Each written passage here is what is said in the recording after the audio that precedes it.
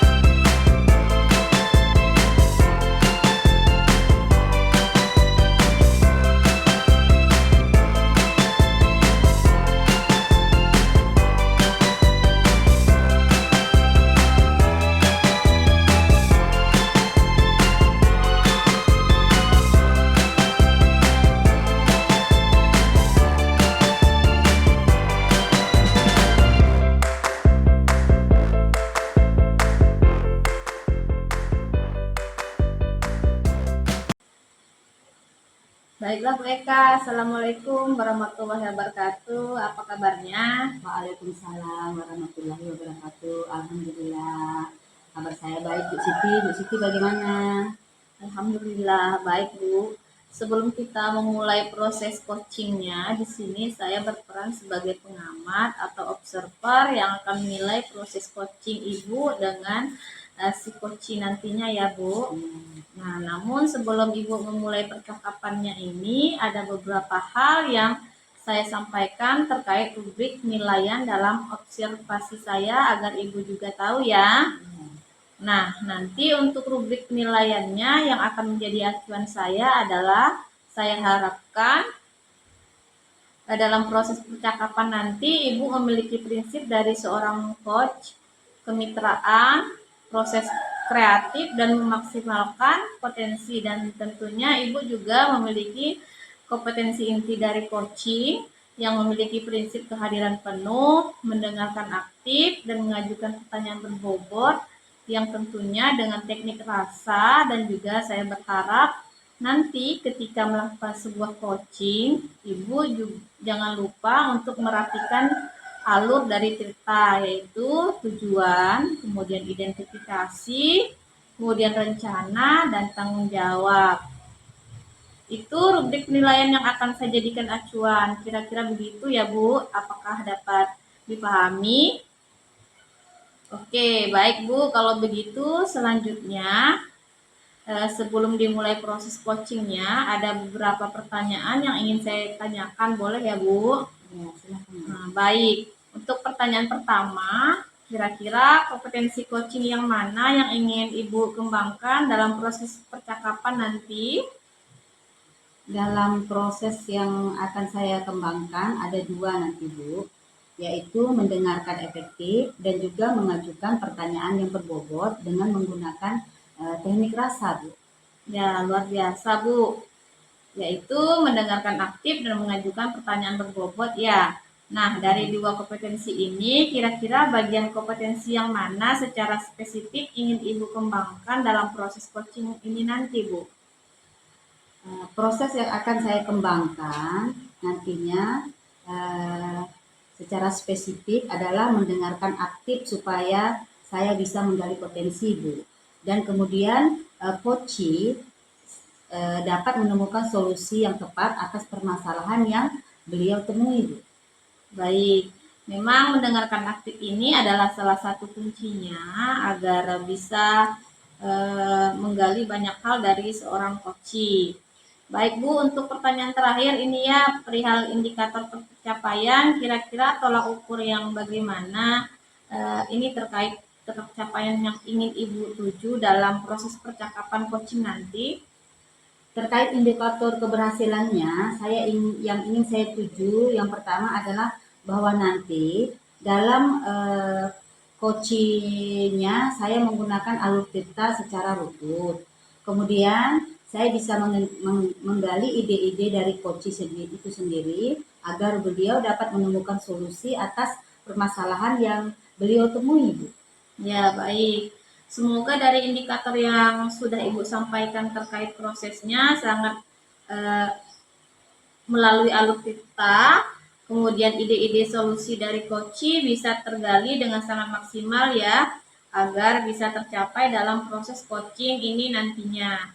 Nah, itu Bu yang saya tanyakan dan selebihnya setelah ini, silahkan Ibu bisa memulai percakapan coaching dengan coach ya.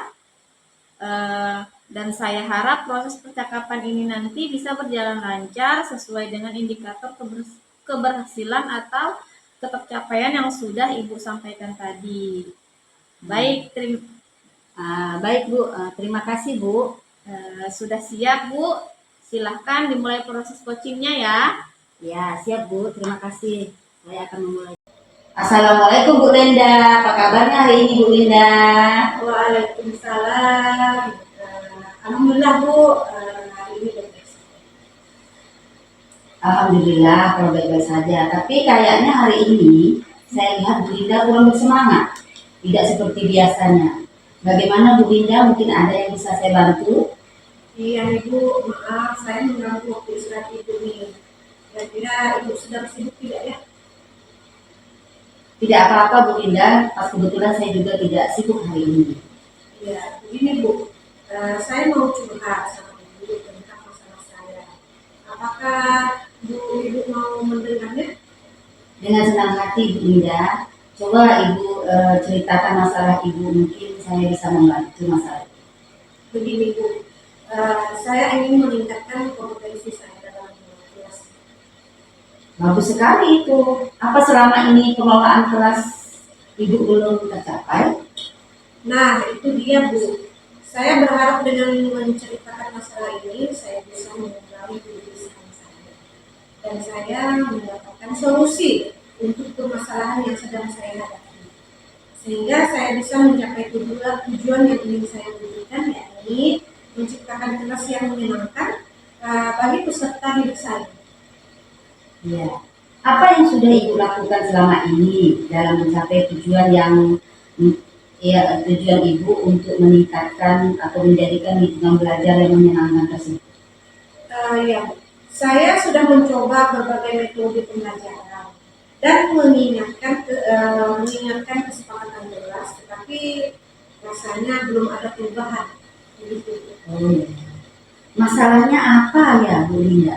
Coba Ibu ceritakan kembali tentang apa yang Ibu rasakan. Mungkin saya bisa membantu dari permasalahan Ibu. Iya, begini Bu, saya masih kesulitan untuk mengendalikan siswa yang suka berbicara dan jalan-jalan di kelas saat pembelajaran berlangsung. Oh, apakah Bu Linda sudah menganalisis mengapa anak-anak tersebut sering berbicara saat pembelajaran berlangsung? Saya rasa sudah sih Bu. Biasanya anak tersebut saya panggil dengan menasihatinya untuk sesaat anak ini diam, tapi 1 atau 2 jam mulai lagi dengan kebiasaan berbicara dan mengganggu temannya. Atau saya masih kurang kali ya dalam menyampaikan materi yang bervariasi sehingga anak tidak tertarik dengan materi yang saya sampaikan. Mereka kurang bersemangat untuk belajar dan asik berbicara dan mengganggu temannya. Iya, iya. Kira-kira apa yang Ibu butuhkan untuk mencapai tujuan Ibu dalam menciptakan kelas yang menyenangkan sehingga anak-anak murid Ibu lebih bersemangat untuk belajar lagi dan tidak berjalan-jalan atau ngobrol dengan teman? Saya rasa saya membutuhkan strategi untuk mengendalikan siswa yang suka berbicara dan jalan-jalan saat pembelajaran berlangsung. Strategi apa yang akan Ibu gunakan? Mungkin begini, mungkin saya harus mencari tahu terlebih dahulu penyebab siswa yang suka berbicara dan berjalan-jalan di kelas gitu ya, saat pembelajaran berlangsung. Dengan menggunakan strategi restitusi dengan menanyakan apakah mereka tidak paham dengan materi yang saya sampaikan, atau materi yang saya sampaikan kurang menarik sehingga mereka merasa bosan dan tidak senang. Betul itu, Bu. Selain strategi itu, apalagi yang akan Ibu lakukan selain menggunakan strategi? Apa ya? Eh, saya akan menggunakan berbagai strategi pembelajaran seperti menggunakan media pembelajaran yang bervariasi, baik menggunakan audio, visual atau auditori dan kinestetik sesuai dengan gaya belajar mereka. Itu nggak betul. Wah, bagus sekali itu, Bu. Bisa digunakan itu. Udah bagus itu rencana Ibu. Eh, yang pertama, kira-kira langkah apa yang akan Ibu lakukan untuk mencapai itu? Untuk pertama-tama yang akan saya lakukan yaitu mencari tahu terlebih dahulu gaya dan minat belajar anak-anak. Iya, dari langkah-langkah tadi, apakah ada hambatan buat Ibu untuk melakukannya? Semua itu pasti ada hambatannya, terutama masalah bagaimana kita mencontohkan gaya belajar dan minat anak satu persatu. Oh, jadi bagaimana, Bu, kira-kira Ibu mengatasinya? Saya kira saya akan melakukan asesmen diagnostik untuk mengidentifikasi minat, bakat, dan gaya belajar peserta didik. Dengan demikian, kita bisa memberikan metode pembelajaran yang sesuai gaya belajar mereka, apakah auditori, apakah itu visual, atau kinestetik. Iya. Yang kedua, mungkin saya bisa berkoordinasi dengan teman sejawat, yaitu guru yang mengajar di kelas sebelumnya, untuk mengetahui latar belakang mereka, untuk mengetahui tingkat pengetahuan siswa tersebut. Saya akan melihat nilai rapotnya. Anak yang suka berbicara dan jalan-jalan saat pembelajaran berlangsung tergolong gaya belajar kinestetik. Biasanya mereka lebih paham saat menyentuh apa yang mereka pelajari dan melakukan secara langsung dengan gerakan. Anak tipe ini tidak bisa diam.